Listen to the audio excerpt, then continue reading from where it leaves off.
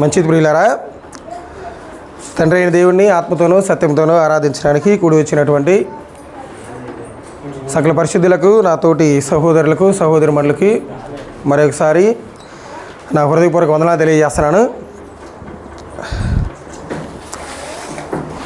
ఈరోజు కూడా మన జీవితాలకు ఏ మాటలు అయితే అవసరమో ఆ మాటలు మనం ధ్యానిద్దాం. ఈరోజు మనం ధ్యానించుకోబోతున్నటువంటి అంశం ఏంటిది? చనిపోయేలోపు మనం సాధించవలసినటువంటి ఆత్మీయ స్థితి. ఎందుకంటే లోకంలో ఉన్నటువంటి మనుషుల్ని మనం అడిగామనుకోండి, నేను చనిపోయే లోపల నా పిల్లల్ని కానివ్వండి, నా కుటుంబాన్ని కానివ్వండి మంచి స్థాయిలో ఉంచాలని అంటూ ఉంటారు. నేను చనిపోయే లోపు నా పిల్లలు ఎలాంటి ఇబ్బందులు ఉండకుండా చాలా జాగ్రత్తగా, చాలా సంతోషంగా, ఆనందంగా, సుఖ సంతోషాలతో, డబ్బు కలిగి, ధనం కలిగి, బంగారం కలిగి ఇవన్నీ సాధించి వాళ్ళకి ఇచ్చిపోదామని చాలామంది లోకంలో ఉన్నటువంటి వాళ్ళు ఆలోచన చేస్తూ ఉంటారు. క్రైస్తవులుగా ఉన్నటువంటి మనం కూడా ఇలాంటి ఆలోచనలు ఉంటాయి మనకి. కానీ ఏంటంటే మితిమీరిన ఆలోచనలు ఉండవు వాళ్ళకన్నా. కానీ మనం కూడా బ్రతకడానికి డబ్బు సంపాదించాలిగా, అవసరానికి బంగారం కూడా చేయించుకుంటాం. అది మన జీవితంలో ఒక పార్టీ. కానీ ఇంక అదే ఇదితో మనం ముందుకు వెళ్ళకూడదు, దేవుని వదిలేసి అలా ఉండకూడదు. కాబట్టి మనం కూడా ఈరోజు ఆలోచించవలసింది ఏంటంటే, క్రైస్తవులుగా పిలువబడుతున్నటువంటి మనందరం కూడా మన జీవితంలో మన యొక్క ఆత్మీయ స్థితి అనేది పెంచుకోవడానికి కొన్నిటిని మనం సాధించాలి. చిన్నపాటువే పెద్దగా మనం పెద్ద వేరే రెఫరెన్స్లు కూడా తీయాల్సిన అవసరం లేదు. మనం ప్రతి వారం చదువుకున్నటువంటి ప్రతి వారం మన సహోదరులు చెప్పేటువంటి రెఫరెన్స్లే. దాన్ని మళ్ళీ మనం ధ్యానించుకుందాం. అంటే మనం కూడా చనిపోయేలోపు మనం కూడా కొన్ని ఆత్మీయ స్థితులు అనేవి మనందరం కూడా అలవర్చుకోవాలి. అలా అలవర్చుకుంటే మన జీవితంలో మనం చనిపోయిన తర్వాత దేవుడు మనకి ఇస్తాననేటువంటి ఆ స్థితిలోనికి మనందరం వెళ్తాం. మరి ఆ స్థితిలోకి మనం వెళ్ళాలంటే మనం చనిపోయేలోపు కూడా మనం కొన్ని సాధించాల్సినటువంటి ఉన్నాయి. ఎందుకంటే అవి సాధిస్తేనే దేవుడు ఇస్తానన్నటువంటి బహుమానాన్ని మనం అందుకుంటాం. ఆ ఆత్మీయ స్థితిలో మనం ఉంటేనే దేవుడు ఇస్తానన్నటువంటి స్థితిలోకి మనం వెళ్తాం, దేవుడు ఇస్తానన్నటువంటి బహుమానానికి వెళ్తాం. అదే కదా కొరింథీ పత్రికలో మాట ఉంటుంది. ఏమనంటే ఏంటిదంటే ఇది ఒక పందెపు రంగం అంట.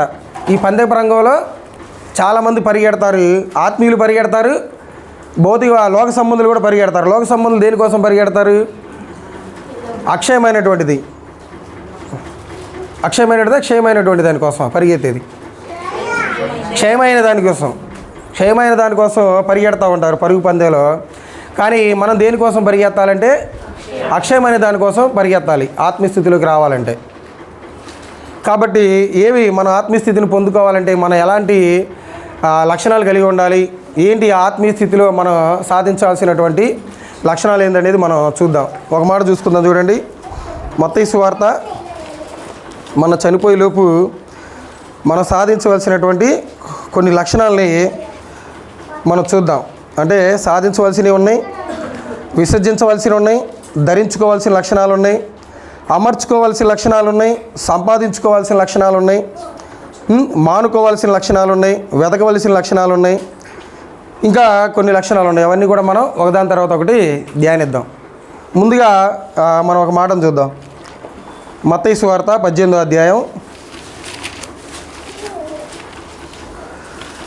మన ఆత్మీయ స్థితి అనేది మెరుగుపడాలంటే మొదటగా మనం ఏం చేయాలంటే, మనం దేన్ని సంపాదించుకోవాలంటే మత్తయి సువార్త 18వ అధ్యాయం 3వ వచనంలో ఒక మాట ఉంటుంది. చూడండి, మీరు మార్పు నుండి బిడ్డల వంటి వారైతేనే కానీ పరలోక రాజ్యంలో ప్రవేశింపరని మీతో నిశ్చయముగా చెప్పుచున్నాడు. ఇక్కడ క్రీస్తు వారు పరలోక రాజ్యంలో ఎవడు గొప్పవాడని అడుగుతారు. అడిగినప్పుడు క్రీస్తు వారు ఇలా చెప్తాడు, ఏమని? మీరు మార్పు నుండి బిడ్డల వంటి వారైతేనే కానీ, అంటే మనం చనిపోయే లోపల మన ఈ స్థితిలోకి రావాలి. బిడ్డల వంటి స్వభావాన్ని కలిగి మనం జీవించాలి. అలాంటి ఇది కూడా ఒక లక్షణమే. బిడ్డల వంటి స్వభావం అనేది కూడా ఒక ఆత్మీయమైనటువంటి లక్షణం.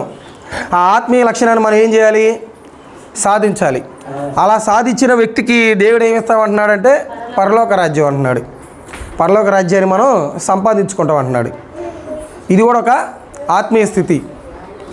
బిడ్డల వారి వంటి స్వభావం కావాలంటే చిన్నపిల్లలు ఉంటారు కదా, ఇప్పుడు వాళ్ళ నారాజమాయ పిల్లలు ఉన్నారు, వాళ్ళకి ఏంటి మంచి చెడు అనేది తెలియదు. వాళ్ళని ఏమైనా అన్నా కానీ తిరిగి అడగలరా, తిట్టినా కానీ మళ్ళీ తిరిగి తిట్టగలరా? అలాంటి స్థితిని మనం సంపాదించుకోవాలి. ఎందుకంటే లోకంలో మనం జీవిస్తున్నప్పుడు మనల్ని గిట్టని వాళ్ళు చాలామంది ఉంటారు. వాళ్ళు ఏం చేస్తూ ఉంటారు, మన మీద రకరకాలైన మాటలు మన మీద మాట్లాడుతూ ఉంటారు, చెప్తూ ఉంటారు. అలాంటప్పుడు మనం ఏం చేయాలి? ఒక చిన్నపిల్లగాడి స్వభావం ఎలా కలిగి అయితే ఉంటామో అలాంటి స్వభావాన్ని మనం కలిగి ఉండాలి. అలాంటి లక్షణాన్ని మనం కలిగి ఉండాలి. అదే ఒక ఆత్మీయమైనటువంటి స్థితి. ఇలాంటి స్థితిని మనం సంపాదించుకోవాలి అని మొదటగా చెప్పాడు. తర్వాతగా మనలో కొన్ని చంపివేయవలసినటువంటి లక్షణాలు కూడా ఉన్నాయి. ఎందుకంటే శరీరం ఆత్మ కలిసి జీవిస్తున్నటువంటి మనలో రకరకాలైనటువంటి ఆలోచనలు వస్తూ ఉంటాయి మనకి, క్రైస్తవుడైనా కానీ. ఎలాంటి ఆలోచనలు మనం చంపివేసుకోవాలి, ఆత్మీయ స్థితిలో మనం వృద్ధి పొందాలంటే కొలస్సీ పత్రికలో పౌలు గారు ఒక మాట చెప్తున్నారు చూడండి. కొలస్సీలకు రాసిన పత్రిక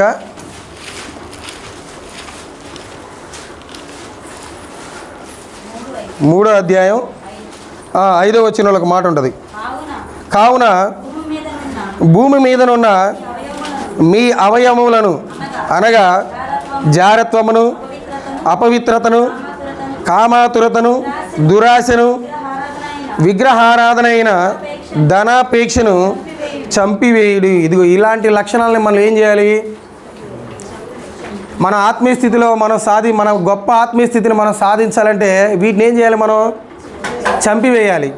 ఇలాంటి లక్షణాలు కలిగి మనం జీవిస్తూ వచ్చామనుకోండి, మన ఆత్మీయ స్థితిలో ఉన్నట్ట, ఏ స్థితిలో ఉన్నట్టు మనం ఇంకా ఇలాంటి లక్షణాలు కలిగి ఉంటే వీటిని చంపేయకపోతే మనం ఇంకా లోకానుసారంగా జీవిస్తున్నటువంటి వ్యక్తులుగానే ఉంటాం. మనం ఎలాంటి లక్షణాలు చెప్తున్నాం? ఎలాంటి లక్షణాలు చంపేసుకోవాలంటే మనం ఒక మంచి ఆత్మీయ స్థితిలోకి రావాలంటే జారత్వాన్ని, అపవిత్రతను, కామాతురతను, దురాశను, విగ్రహారాధనైన ధనాపేక్షను చంపివేయాలి. వీటన్నిటిని మనం ఏం చేయాలంటే చంపివేయాలి. వీటిలో ఎలాంటి లక్షణం మనం కలిగి జీవిస్తున్నా కానీ మనం ఆత్మీయ స్థితిని మనం అందరమే సాధించలేము, ఆత్మీయ స్థితిలో మనం ఉండలేము. కాబట్టి మనం చనిపోయే లోపుగా మన గొప్ప ఆత్మీయ స్థితిని సంపాదించుకోవాలంటే మనం ఏం చేయాలో తెలుసా? ఏం చేయాలి? మనం వీటన్నిటిని ఏం చేయాలంటే మనం చంపివేయాలి. వీటన్నిటి కలిగి జీవించామంటే దేవుడు ఇస్తాననేటువంటి బహుమానాన్ని మనం అందుకోలేము. ఎవరైనా కానీ, విశ్వాసులైనా కానీ, సువార్థికులైనా కానీ, ఎవరైనా కానీ దేవుడి దృష్టిలో అందరూ ఒకటే. కాబట్టి వీటిని దేవుడు మనకి చంపివేసుకోవాలంటున్నాడు. తర్వాత విసర్జించవలసినటువంటి కొన్ని లక్షణాలు కూడా ఉన్నాయి. మన జీవితంలో మన గొప్ప ఆత్మీయ స్థితిలోకి వెళ్ళాలంటే మనం విసర్జించవలసినటువంటి కొన్ని లక్షణాలు కూడా ఉన్నాయి. ఏంటిదంటే ఆ లక్షణాలు చూద్దాం చూడండి. అదే కొలస్సీ పత్రిక 3వ అధ్యాయం 8వ వచనంలో అంటాడు ఒక మాట. ఇప్పుడైతే మీరు కోపము, ఆగ్రహము, దుష్టత్వము, దూషణ, మీ నోట బూతులు వీటన్నిటిని మనం విసర్జించాలంట. వీటన్నిటిని మనం విసర్జించుకుంటూ వచ్చామనుకోండి మనం గొప్ప ఆత్మీయ స్థితిలో ఉంటాం. మనం ఇవి లేకుండా ఎవరైనా జీవిస్తున్నాడు అనుకోండి, అతనే ఒక గొప్ప ఆత్మీయ స్థితిలో కొనసాగుతున్నట్టు. ఒకవేళ ఇప్పటికీ ఇలాంటివి మనం కొనసాగించుకుంటూ వచ్చామనుకోండి మనం ఇంకా ఏ స్థితిలో ఉన్నట్టంటే లోకానుసారంగా జీవించేటువంటి జీవితంలో వ్యక్తి యొక్క జీవితాన్ని మనం జీవిస్తున్నట్టు. వీటిని మనం విసర్జించకపోతే వేటిని విసర్జించొద్దన్నాడు. ఇంకోసారి చదవండి 8వ వచనం. ఇప్పుడైతే కోపాన్ని మనం విసర్జించామా? విసర్జించాలి. విసర్జించితేనే మనం ఆత్మీయ స్థితిలో ఉన్నట్టు, ఆత్మీయ స్థితిని మనం సాధించుకున్నట్టు. ఇంకా మనం ఇతరుల పట్ల, భార్య పట్ల భర్త కానివ్వండి, భర్త పట్ల భార్య కానివ్వండి, సహోదరుడి పట్ల ఇంకొక సహోదరుడు కానివ్వండి, మనమందరం కలిసి వేరే వారి పట్ల కానివ్వండి, మన కోపాన్ని మనం ప్రదర్శించుకుంటూ వచ్చామనుకోండి మనం విసర్జించాల్సినటువంటి వాటిని విసర్జించుకుంటూ వాటిని మనం కొనసాగిస్తూ ఉంటే మన భౌతికపరమైనటువంటి జీవితాన్ని జీవిస్తున్నాం కానీ ఆత్మ సంబంధమైనటువంటి జీవితాన్ని మనం జీవించేటువంటి వారిలో మనం లేనట్టే. ఇంకా కోపాన్ని విసర్జించాలంటున్నాడు. వేటిని విసర్జించాలంటున్నాడు? ఇంకా ఆగ్రహం. కోపం వేరు, ఆగ్రహం వేరు. ఆగ్రహం అంటే ఏంటంటే ఇంకా వాడు అది పీక్ స్టేజీ. కోపం అనేది ఏంటంటే నార్మల్ స్టేజీ, ఆగ్రహం అనేది ఏంటిది పీక్ స్టేజ్. అది ఇంకా నన్ను వదిలిపెట్టండి వాడిని కొడదామంటారు చూసారా, అది ఆగ్రహం అంటే. అలాంటి స్థితిలో కూడా మనం ఉండకూడదు. అలాంటి స్థితిని ఇక్కడ ఏం చేయాలన్నాడు పౌలు గారు? ఇలాంటి లక్షణాలు కలిగి కొలస్సీ సంఘంలో ఉన్నారు కాబట్టి వాళ్ళ గురించి ఆపాదిస్తూ ఇలాంటి లక్షణాలు మీరు అందరూ ఏం చేయాలంటే విసర్జించాలి అని చెప్తున్నాడు. ఇంకేమంటున్నాడు? దుష్టత్వమును దూషణను మీ నోట బూతులు అను వీటన్నిటినీ విసర్జించాలి. బూతులు కూడా విసర్జించాలంట.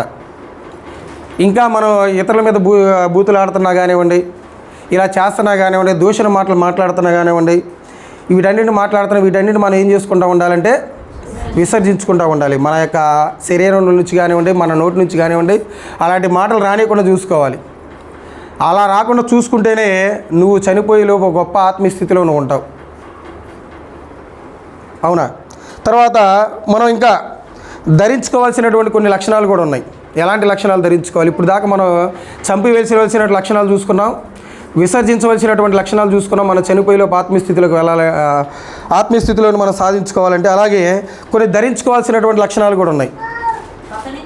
ఏంటి అంటే చూడండి, ఆ ధరించుకోవాల్సిన లక్షణాలు అక్కడే ఉంటుంది 12వ వచనంలో. కొలస్సీ పత్రిక 3వ అధ్యాయం 12వ వచనంలో, కాగా దేవుని చేత ఏర్పరచబడిన వారును పరిశుద్ధులను ప్రియులనైన వారికి తగినట్లు మీరు జాలిగల మనస్సును, దయాళుత్వమును, వినయమును, సాత్వికమును, దీర్ఘశాంతమును ధరించుకొనుడి. ఇప్పుడు ఈ లక్షణాలు ఏంటి అంటే వీటిని ఏం చేయాలి? మనం విసర్జించాలా? చంపివేయాలా? వీటిని విసర్జించకూడదు, వీటిని చంపివేయకూడదు. మనలో వీటిని ఏం చేసుకుంటూ ఉండాలి? మనం ధరించుకోవాలి. ఇలాంటివి ధరించుకొని మనం జీవిస్తేనే మనం ఒక గొప్ప ఆత్మీయ స్థితిలో మనం కొనసాగుతున్నట్టు. ఇవి లేకుండా మనం జీవిస్తున్నాం అనుకోండి, ఇప్పుడు దాకా చెప్పినటువంటి విసర్జించాల్సిన లక్షణాలు మనలో ఉన్నాయనుకోండి, ఇప్పటికైనా కానీ మనం ఏం చేయాలంటే వాటిని విసర్జించాలి. విసర్జించి ఇదిగో ఇలాంటి గొప్ప లక్షణాలు కలిగి జీవించాలి. బైబిల్ గ్రంథంలో చాలామంది ఉన్నారు ఇలాంటి లక్షణాలు కలిగిన వాళ్ళు. లేరా? జాలిగల మనసు లేదా? ఆనాడు యేసేపు గారికి లేదా జాలిగల మనసు? ఆ జాలిగల మనసు యేసేపు గారికి ఉంది కాబట్టి తన అన్నలు తన పట్ల చేసినటువంటి ఆ కీడును కూడా ఆయన ఏం చేశాడు? మర్చిపోయి తన సహోదరుల మీద జాలి చూపించాడు, జాలిగల మనసును చూపించాడు ఆయన. అవునా కదా? ఇంకా దయాళుత్వాన్ని ధరించుకోవాలి, దయ చూపించాలి. క్రీస్తు వారు ఎంతోమంది మీద తను జీవించినటువంటి కాలంలో ఎంతోమంది మీద ఆయన దయ చూపించాడు. ఎంతోమంది కుష్ఠరోగుల మీద, అనేక రోగాల చేత పీడింపబడుతున్నటువంటి వాళ్ళ మీద, ఎంతోమంది మీద అది ఏం చూపించాడంటే దయ చూపించాడు. అలాంటి లక్షణాలు మనం ధరించుకోవాలి. అలాంటి లక్షణాలు ధరించుకుంటేనే మనం మన చనిపోయే లోపలైనా కానీ అలాంటి లక్షణాలు కలిగి ఉంటే మనం గొప్ప ఆత్మీయ స్థితిలో ఉంటాం. ఇలాంటి లక్షణాల కోసం మనం పాటుపడాలి, సాధించాలి. ఇంకేమన్నాడు? వినయం కలిగి ఉండాలి, చాలా వినయం కలిగి ఉండాలి. పెద్దలంటే గౌరవం, చిన్నపిల్లలంటే మంచి మార్గంలో నడిపించేటువంటి మాటలు, ఇవన్నీ రావాలి మనకి. అలాగే ఇంకేమని చెప్పాడు? సాత్వికం ఉండాలి. ఒకడు మన మీద ఏదైనా దూషణగా మాట్లాడినా, కోపంగా మాట్లాడినా కానీ అతనితో మనం ఎలా మాట్లాడాలంటే శాంతంగా మాట్లాడాలి. నేను తక్కువ చేసి మాట్లాడైనా కానీ నువ్వేం చేయాలి? నువ్వు గొప్ప ఆత్మీయ స్థితిలోకి రావాలంటే నీ సహోదరి యొక్క బలహీనతను బట్టి నువ్వేం చేయాలి? తగ్గించుకొని ఉండాలి. అప్పుడే నువ్వేం కలిగి ఉంటావంటే సాత్వికం అనేటువంటి మనసు కలిగి ఉంటావు. అలాగే దీర్ఘశాంతాన్ని కూడా ధరించుకుంటావు. కాబట్టి ఇలాంటి లక్షణాలు మనం కలిగి ఉంటే మన చనిపోయేలోపైనా కానీ ఇలాంటి లక్షణాలు మనం కలిగి ఉంటే మనం గొప్ప ఆత్మీయ స్థితిలోకి వెళ్తాం. చివరిలో ఇలాంటి ఆత్మీయ స్థితులు కలిగి ఉన్న తర్వాత ఒక వ్యక్తికి వచ్చినటువంటి, ఒక గొప్ప సువార్థికుడికి వచ్చినటువంటి బహుమానాన్ని మనందరం కూడా పొందుకుంటాం. ఓకేనా? తర్వాత ఇంకోటి చూద్దాం. ధరించుకోవాల్సినటువంటి లక్షణాలు చూసాం. ఇప్పుడు మనం అమర్చుకోవాల్సినటువంటి లక్షణాలు, కొన్ని లక్షణాలు కూడా మనం అమర్చుకోవాలి, అలవాటు చేసుకోవాలి. అమర్చుకోవడం అంటే అలవాటు చేసుకోవడం అని. అమర్చుకోవడం అంటే ఫర్ ఎగ్జాంపుల్ మన ఇంట్లో ఒక షోకేసులు ఉన్నాయి అనుకోండి, మన షోకేసులు పెట్టేటువంటి వస్తువులు ఎలా ఉంటాయి, ఎలా పెట్టుకుంటాం? మనం చాలా జాగ్రత్తగా, నీట్గా, ఇతరులు కనబడేటట్టు బ్యూటిఫుల్గా పెట్టుకుంటాం. అలాగే మనం కూడా కొన్ని లక్షణాలు కలిగి ఉన్నాం అనుకోండి, మనం కూడా దానిలాగే కనబడతాం అందంగా. ఎలాంటి లక్షణాలు అమర్చుకోవాలంటే చెప్తున్నాడు చూడండి. పేతురు గారు రాసినటువంటి 2వ పత్రిక, పేతురు గారు రాసినటువంటి 2వ పత్రిక 1వ అధ్యాయం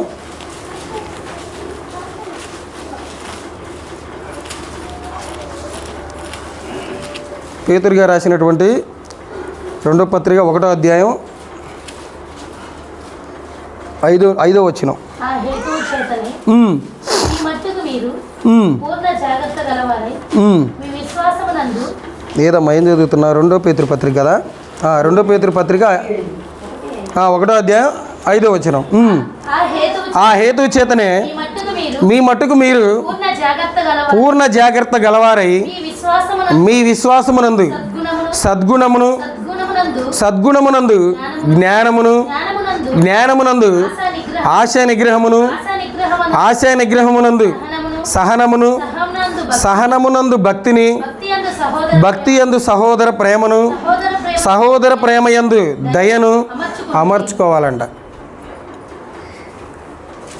మనం కూడా చనిపోయే లోపల ఇలాంటి ఆత్మస్థితిలోకి రావాలి. మనందరం ఇలాంటి లక్షణాలు మనందరం ఏం చేసుకోవాలంటే అమర్చుకోవాలి, ధరించుకోవాలి, అలవాటు చేసుకోవాలి. ఇలాంటి లక్షణాలు మనం ధరించుకొని అలవాటు చేసుకొని మనం జీవిస్తున్నాం అనుకోండి, మనం గొప్ప ఆత్మీయస్థితిలో ఉన్నట్టే మనం. అవునా కదా? ఏమంటున్నాడు? ఈ హేతు చేతనే మీ మటుకు మీరు పూర్ణ జాగ్రత్త గలవారై. ఇలాంటి లక్షణాలు కలిగి ఉండాలంటే మనం ఎలా ఉండాలంట? చాలా జాగ్రత్త కలిగి ఉండాలంట. అన్ని విషయాలు జాగ్రత్త కలిగి ఉండాలి. మనం ఏ విషయంలో కూడా మనం జాగ్రత్త లేకుండా ఉన్నామంటే మాత్రం పడిపోయేటువంటి అవకాశాలు ఉంటాయి. ఏమన్నాడు? పూర్ణ జాగ్రత్త గలవారై మీ విశ్వాసమునందు సద్గుణమునందు జ్ఞానమును. విశ్వాసం ఉంటే సద్గుణం ఉంటుంది, సద్గుణం అంటే జ్ఞానం ఉంటుంది. జ్ఞానం ఉందనుకోండి నీకేముంటుందంటే ఆశయ నిగ్రహం ఉంటుంది. ఆశయ నిగ్రహమునందు సహనం ఉంటుంది. సహనమునందు భక్తి ఉంటుంది. భక్తి యందు సహోదర ప్రేమ ఉంటుంది. సహోదర ప్రేమ యందు దయ ఉంటుంది. ఈ దయని మనం ఏం చేసుకోవాలంటే వీటన్నిటిని మనం అమర్చుకోవాలి. ఇలాంటి లక్షణాలు కలిగి జీవిస్తున్నాం అనుకోండి, మనకి ఈ ప్రపంచంలో ఎవరైనా శత్రువులు ఉంటారా? ఉండరు. ఇలాంటి లక్షణాలు కలిగి మనం అమర్చుకొని జీవిస్తున్నాం అనుకోండి, గొప్ప ఆత్మీయ స్థితిలో ఉంటాం. అలాంటి స్థితిలో కూడా ఉన్నప్పుడు కూడా మనకి శత్రువులు అనే వాళ్ళు ఎవరు ఉండరు. ఎవరైనా కానీ మనకి సహోదరులు కావాల్సిందే. కాబట్టి మనం ఏం చేయాలంటే ఇలాంటి లక్షణాలు మనం ఏం చేసుకుంటూ ఉండాలంటే అమర్చుకుంటూ ఉండాలి. ఇలాంటి లక్షణాలు మనం కలిగి అమర్చుకొని జీవిస్తున్నాం అనుకోండి, మనం ఏ స్థితిలో ఉన్నట్టే అంటే ఆత్మీయ స్థితిలో. ఒకవేళ లేకపోయినాయి అనుకోండి, ఇప్పటి నుంచైనా మనం ఏం చేస్తూ ఉండాలి? ఆ లక్షణాల కోసం మనం అమర్చుకోవడానికి, ఒకదాని తర్వాత ఒకటి అమర్చుకోవడానికి మనం ప్రయత్నం చేస్తూ ఉండాలి. అందుకనే పెట్టింది టైటిల్, మనం చనిపోయేలోపోయినా కానీ ఇలాంటి లక్షణాలు మనం సాధించాలి. అవునా కదా? ఎందుకంటే మన జీవితంలో ఏదో ఒక సాధించాలని ఒక గోల్ పెట్టుకున్నాం అనుకోండి, ఏం చేస్తాం సాధించడానికి ముందుగానే? వాటికంటే ఒక ప్రణాళిక వేసుకుంటాం కదా మనం. ఒక ఐఏఎస్ కానివ్వండి, ఐపీఎస్ కానివ్వండి, జాబ్కి ప్రిపేర్ అయ్యేవాడు ఒక 2 సంవత్సరాల క్రితం కానీ సంవత్సరం క్రితం కానీ ఆ నోటిఫికేషన్ వదిలినప్పుడు దానికోసం ఏం చేస్తూ ఉంటాడు? దాన్ని సాధించడానికి పాటుపడుతూ ఉంటాడు, హార్డ్ వర్క్ చేస్తూ ఉంటాడు. అలాగే మనకు కూడా దేవుడు ఒక బహుమానాన్ని పెట్టాడు. ఆ బహుమానాన్ని మనం సాధించాలంటే ఇప్పటి నుంచే మనం ఏం చేసుకుంటామంటే ఇలాంటి లక్షణాలు మనం ఏం చేసుకుంటూ ఉండాలి? అమర్చుకుంటూ ఉండాలి, అలవాటు చేసుకుంటూ ఉండాలి. అప్పుడే మన గొప్ప ఆత్మీయ స్థితిలోకి వెళ్ళిపోతాం మనం. కాబట్టి ఇంకొకటి కూడా చూసుకుందామండి. ఇంకొక కొన్ని లక్షణాలు కూడా చూసుకుందాం. ఇంకా మనం కొన్ని సంపాదించుకోవాల్సినటువంటి లక్షణాలు కూడా ఉన్నాయి. అవేంటో చూద్దాం. తిమోతి గారు రాసినటువంటి మొదటి పత్రిక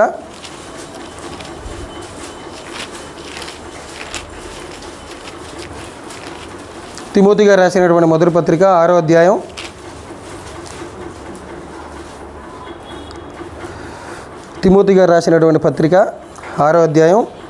11వ వచనం.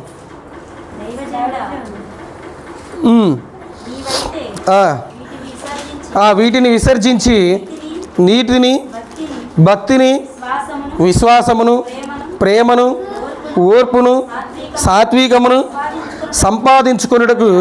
అంటే ఇక్కడ పైన దైవజనుడు అంటే ఓన్లీ ఈ మాట దైవజనులకైనా సంపాదించుకోవాల్సింది.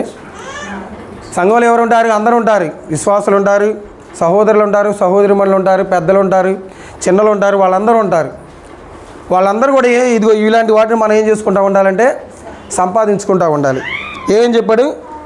ఏం సంపాదించుకోవాలంటే మనం నీతిని, భక్తిని, విశ్వాసమును, ప్రేమను, ఓర్పును, సాత్వికమును సంపాదించుకున్నటకు ప్రయాసపడాలంట. వీటన్నిటిని సంపాదించుకోవడానికి మనం ఏం చేయాలి?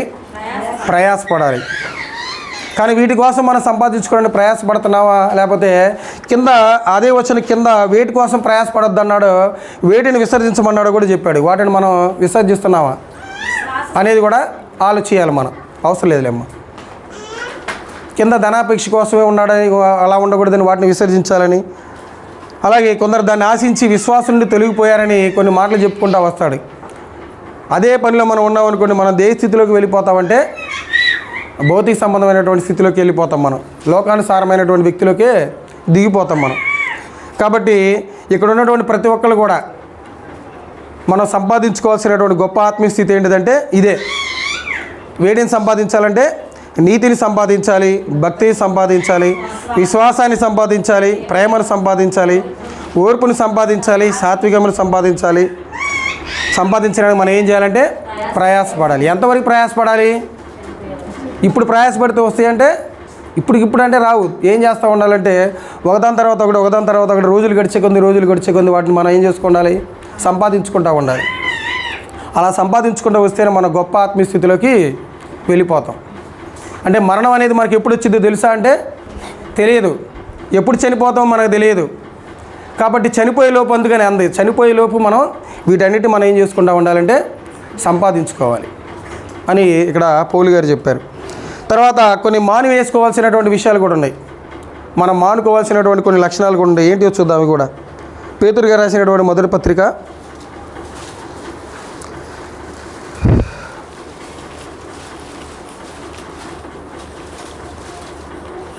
2వ అధ్యాయం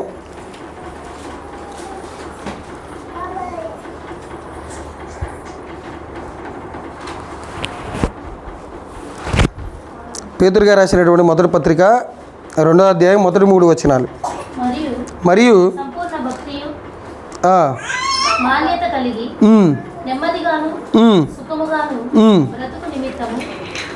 ఏదమ్మా ఏది చదువుతున్నా? మొదటి పేతురు పత్రిక 2వ అధ్యాయం మొదటి 3 వచనాలు.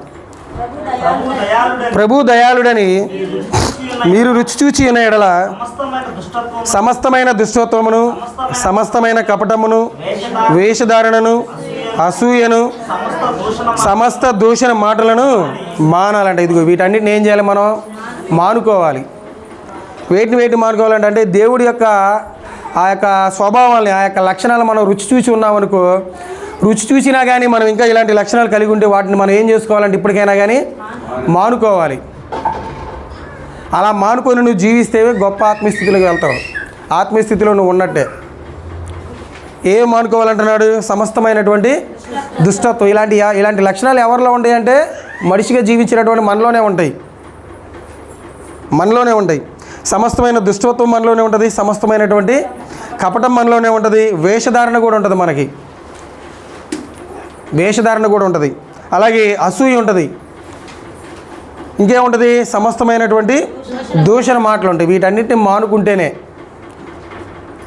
మానుకుంటేనే మనం ఒక మంచి గొప్ప ఆత్మీయ స్థితిలో ఉన్నట్టు. ఎందుకంటే ఆత్మీయ స్థితి ఎందుకంటామంటే మనందరం ఎవరిమి? ఆత్మీయులే కదా. ఆత్మ సంబంధమైనటువంటి పరిస్థితులు కదా మనం జీవిస్తూ ఉంది. శరీర సంబంధంగా ఉన్నామంటే లేదు. శరీర సంబంధం కన్నా గొప్పది ఏంటిదంటే ఆత్మీయ స్థితి. ఆత్మ సంబంధమైనటువంటి లక్షణాలు మనం కలిగి జీవించాలి. అలా జీవించాలంటే వీటిని మనం మానుకోవాలంటే ఇక్కడ చెబుతున్నారు పేతురు గారు, వీటన్నిటి మనం ఏం చేయాలి? మానుకుంటూ ఉండాలి.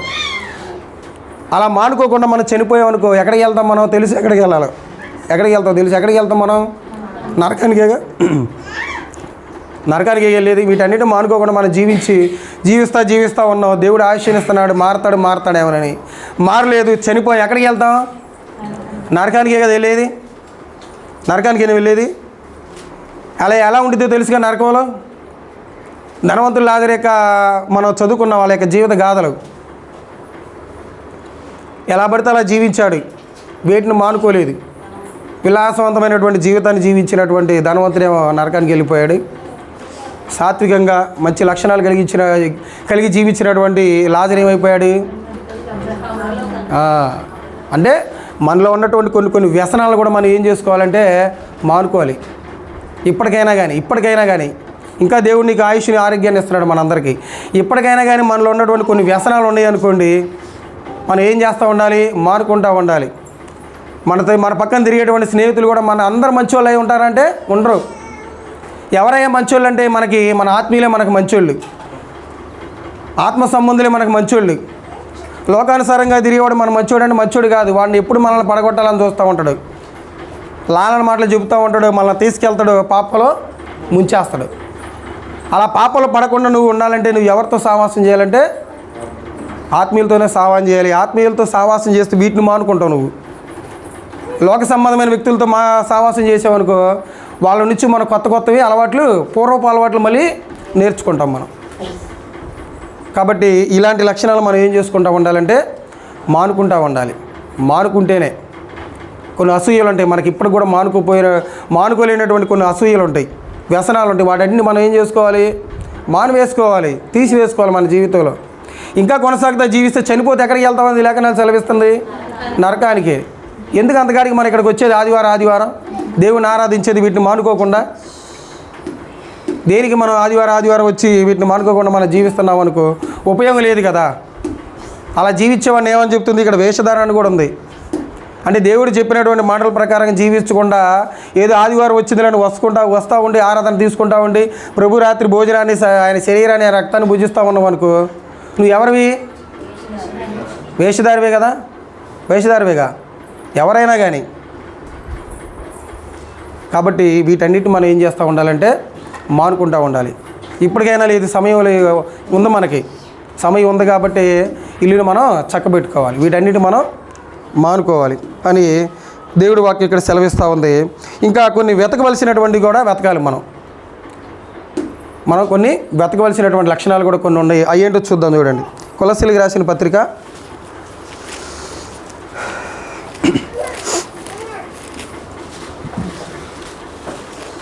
3వ అధ్యాయం మొదటి 3 వచనాలు చదవండి. మీరు క్రీస్తుతో కూడా లేపబడిన వారైతే పైనున్న వాటిని వెదకుడి, అక్కడ క్రీస్తు దేవుని కుడి పార్శ్వమున కూర్చుని ఉన్నాడు. పైనున్న వాటి మీదనే కానీ భూ సంబంధమైన వాటి మీద మనసు పెట్టకొనకుడి. ఏలైనగా మీరు మృతి పొందితిరి, మీ జీవము క్రీస్తుతో కూడా దేవుని యందు దాచబడి ఉన్నది. అంటే మనం ఆత్మీయులుగా క్రైస్తవులుగా పిలువబడుతున్నటువంటి మనందరం కూడా మనం వేటిని వెతకాలంట? పైన వాటిని వెతకాలంట. ఏంటిది పైన ఆకాశంలో అంటే? పరలోకం. పరలోకంలో ఎవరున్నారు? దేవుడు ఉన్నాడు. దేవుడి పక్కన ఎవరున్నారు? మరో సింహాసనం మీద క్రీస్తు వారు ఉన్నారు. ఆయన సాధించుకోవడానికి మనం ఎలాంటి లక్షణాలు కలిగి ఉండాలనే వాటి మీద మనం వెతకాలే కానీ మనకి అనవసరమైనటువంటి వాటి గురించి మనం వెతకూడదు. కొన్నిటి మనం వెతుకుతూ ఉంటాం, కొన్ని సావాసాల కోసం మనం వెతుకుతూ ఉంటాం. వెతికామనుకో నువ్వు ఏడబోయి పడతావంటే ఆడబడితే ఆడపడతావు. అంటే ఆడ పడ్డామనుకోండి మళ్ళీ నువ్వు ఆత్మీయస్థితిలోకి రావడానికి చాలా కష్టం. ఇప్పటికైనా మనం అర్థం చేసుకోవాలి, ఇప్పటికైనా మనం జాగ్రత్త పడాలి. క్రీస్తు యేసు సంబంధులు కానివ్వండి, క్రైస్తవులను పిలువబడుతున్న వాళ్ళందరూ కూడా ఎక్కడ వేటిని మనం వెతకాలంటే పైన ఉన్న వాటిని మనం వెతకాలి. ఇలా వెతికితేనే నువ్వు గొప్ప ఆత్మీయస్థితిలో ఉన్నట్టు. ఒకవేళ వెతకట్లేదా, చనిపోయేలోపు వీటినైనా కానీ మనం వెతుకుతూ ముందుకుండాలి. ఇంకా ఇంకో లక్షణం కూడా చెప్తున్నాడు చూడండి. ఇంకో లక్షణం కూడా గలతీయులకు రాసిన పత్రిక 4వ అధ్యాయం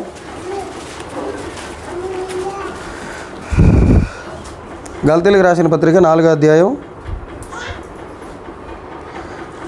19వ వచనంలో ఒక లక్షణం ఉండదు చూడండి. నా పిల్లలారా, క్రీస్తు స్వరూపము మీ యందు ఏర్పడు వరకు మీ విషయమై మరలా నాకు ప్రసవ వేదన.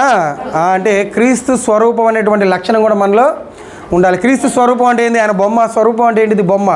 అలాంటి బొమ్మను పక్కన పెట్టుకొని తిరగాల, లేకపోతే సిలువ వేసుకొని తిరగాలంటే కాదు. స్వరూపం అంటే ఏంటంటే ఆయన లక్షణాలు, ఆయన గుణగణాలు, ఆయన ఔన్నత్యం, ఆయన యొక్క పరిశుద్ధత కలిగి, పవిత్రత కలిగి జీవించాలి.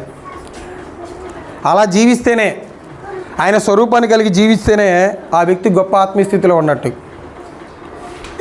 కాకపోతే అక్కడ గలతీలో ఉన్నటువంటి సహోదరులకు ఏమైపోయిందంటే ఆయన స్వరూపం అనేది ఏమైపోయిందంట, ఆయన లక్షణాలు ఏమైపోతున్నాయంట, కనబట్ల పౌలు గారికి మరుగైపోతున్నాయి అంట. మళ్ళీ పౌలు గారు ఏం చేస్తున్నాడు? ఆ లక్షణాలు తీసుకురావడానికి ప్రసవ వేదన పడుతున్నాడంట. ఆయన చాలా కష్టపడుతున్నాడంట. చాలా వేదన పడుతున్నట. ఎందుకంటే ప్రసవ వేదన ఎలా ఉంటుంది మీ అందరికీ తెలుసు, స్త్రీలుగా ఉన్నటువంటి మీ అందరికీ తెలుసు. ఒక బిడ్డకి జన్మనియాలంటే ఎంత ప్రసవ వేదన పడాలో మీ అందరికీ తెలుసు. అలాగే తప్పిపోయినటువంటి వ్యక్తుల్ని కాపాడడానికి కూడా పౌలు గారు అంత కష్టపడుతున్నాడు. ఎందుకంటే క్రీస్తు లక్షణాలు కలిగి ఎవరు జీవించట్లా, ఎవరు కూడా జీవించట్లా. వాళ్ళ జీవితానుసారంగా ఆరాధనకు వస్తున్నారంట అంతే. ఏది మార్పు ఏది వాళ్ళలో? క్రీస్తు స్వరూపం ఏది? లక్షణాలు లేవు, ఏమీ లేవు. కాబట్టి ఇలాంటి క్రీస్తు స్వరూపం అనేటువంటి ఒక లక్షణాన్ని మనం కలిగి జీవించాలని చెప్తున్నాడు. ఇంకేమంటున్నాడు చూడండి, ఎఫెసీయులకు రాసిన పత్రిక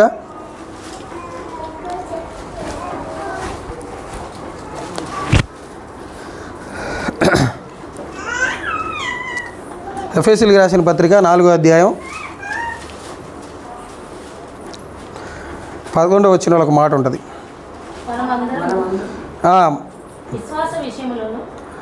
ఎఫెసీ పత్రిక 4వ అధ్యాయం 11వ వచనం, మనమందరము విశ్వాస విషయంలోను దేవుని కుమారుని గూర్చిన జ్ఞాన విషయంలోను ఏకత్వము పొంది సంపూర్ణ పురుషుల మగు వరకు, అనగా క్రీస్తునకు కలిగిన సంపూర్ణతకు సమానమైన సంపూర్ణత కలవార మగు వరకు ఆయన, అంటే క్రీస్తుకు కలిగినటువంటి సంపూర్ణత అనేటువంటి లక్షణాన్ని మనం కలిగి ఉండాలంటే ఇక్కడ, అంటే క్రీస్తుకు ఉన్నటువంటి సంపూర్ణత అనేటువంటి లక్షణాన్ని మనం కలిగి జీవించాలి.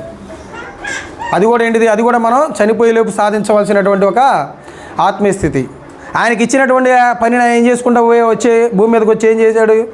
సంపూర్ణంగా చేసి దేవుడు, తండ్రి అయిన దేవుడు చెప్పినటువంటి జీవితాన్ని ఆయన జీవించి చనిపోయి 3వ దినాన్ని తిరిగి లేచి తన తండ్రి దగ్గరికి వెళ్ళిపోయాడు.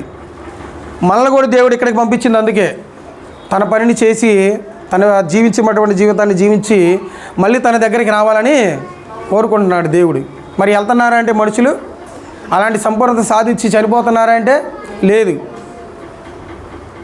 చనిపోకుండా, అలా జీవించకుండా చనిపోయి నిత్య నరకాగ్నిలోకి పోతున్నాడు. కాబట్టి క్రీస్తు కలిగినటువంటి సంపూర్ణత అనేది మనందరం ఇక్కడ కలిగి ఉండాలని పౌలు గారు చెప్తున్నాడు. ఒకవేళ ఇప్పటికైనా లేదా మనకు ఆ సంపూర్ణత అంటే లేకపోవచ్చు. కాబట్టి మనకు అవకాశం ఉంది కాబట్టి మనం ఏం చేయాలి? మన చనిపోయేలేపు ఆత్మీయ స్థితిని మనం, ఆ సంపూర్ణత అనేది మనం ఏం చేసుకుంటూ ఉండాలంటే సాధించుకుంటూ ఉండాలి, సాధిస్తూ ఉండాలి. అది ఒక రోజులో వచ్చేదా, ఒక 10 రోజుల్లో వచ్చేదా, ఒక నెలలో వచ్చేదా, ఒక సంవత్సరంలో వచ్చేదంటే మన సామర్థ్యాన్ని బట్టి ఉంటుంది, మన భక్తిని బట్టి ఉంటుంది. ఎందుకంటే సంఘంలో అందరూ బలవంతులుగా ఉంటారంటే ఉండరు, అందరూ బలహీనులుగా ఉంటారంటే ఉండరు. కొంతమంది బలహీనులు ఉంటారు, కొంతమంది బలవంతులు ఉంటారు. చెప్పిన వాక్యానికి ఎమ్మటే అడిక్ట్ అయిపోయి దాని ప్రకారంగా జీవించే వాళ్ళు కొంతమంది ఉంటారు. కొంతమంది ఎలా ఉంటారు? నిర్లక్ష్య ధోరణిలో ఉంటారు. కొంతమంది ఏమంటారు అంటే, అక్కడ యేసుక్రీస్తు వారు ఉపమానం చెబుతాడు. ఏమని? గింజలంట రోడ్డు పక్కన పండిన గింజలని, త్రోవ పక్కన పండిన గింజలని, రాతి నేల పండిన విత్తనాలని. వాళ్ళు ఎలా ఉంటారు? మంచి నేల పండిన విత్తనాలని. వాళ్ళు ఎలా ఉంటారు? మంచి నేల పండిన విత్తనాలు ఎలా ఉంటాయంటే, విన్నటువంటి వాక్యాన్ని వాళ్ళ హృదయంలో పెట్టుకుని వాటి ప్రకారంగా జీవించేవాళ్ళు. అది క్రీస్తు సంపూర్ణతకు మార్గంగా ఉంటుంది. కానీ ముళ్ళ పొదల్లో బండి ఏం చేస్తాయి? శ్రమల వల్ల ఆగిపోతూ ఉంటాయి. దారి పక్కన బండి ఎమ్మటే ఎండిపోతూ ఉంటాయి నీళ్ళు లేక. అంటే విన్నటువంటి వాక్యాన్ని బాగా అనుకుంటారు, బయటికి బాగా దాన్ని అంతా మర్చిపోతారు. అలా కలిగి ఉన్నాం అనుకోండి, మన క్రీస్తు సంపూర్ణతలోకి రాలేవు. కానీ దేవుడు అదే కావాలనుకుంటాడు. మన క్రీస్తుగా కలిగినటువంటి సంపూర్ణతను మనందరం కూడా కలిగి ఉండాలంటున్నాడు. కాబట్టి ఇది కూడా మనం చనిపోయేలోపు మనం సంపాదించవలసినటువంటి ఒక ఆత్మీయ స్థితి అని పౌలు గారు ఇక్కడ మనకు తెలియజేశారు. ఇంకా కొన్ని మాటలు చూసుకుందాం చూడండి. కొలస్సీలకు రాసినటువంటి పత్రిక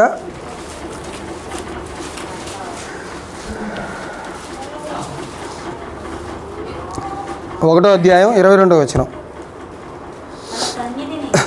తన సన్నిధిని పరిశుద్ధులుగాను నిర్దోషులుగాను నిరపరాధులుగాను నిలువబెట్టుటకు ఆయన మాంసయుక్తమైన దేహమందు వర్ణము వలన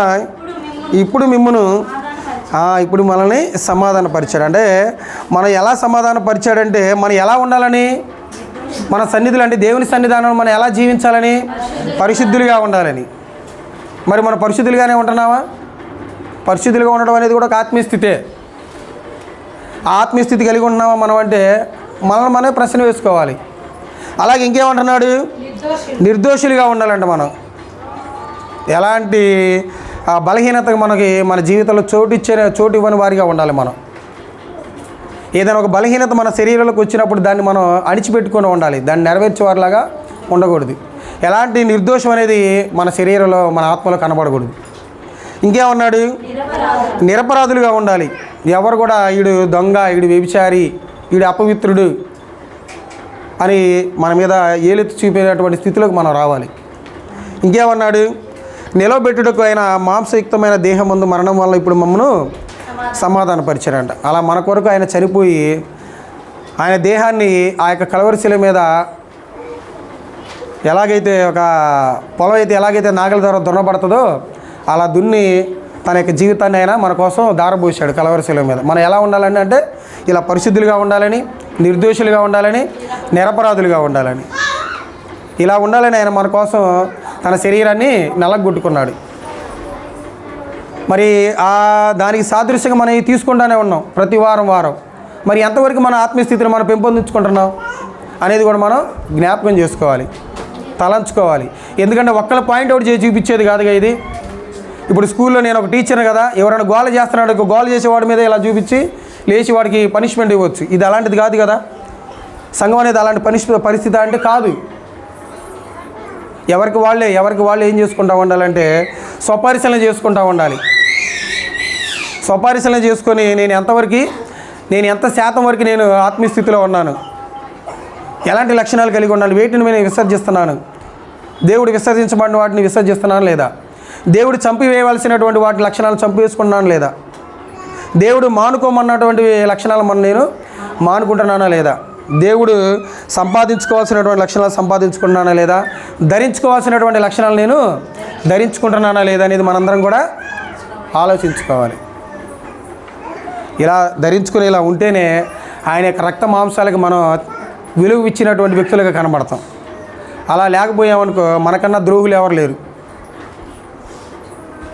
అని దేవుడు వాక్యం సెలవిస్తుంది.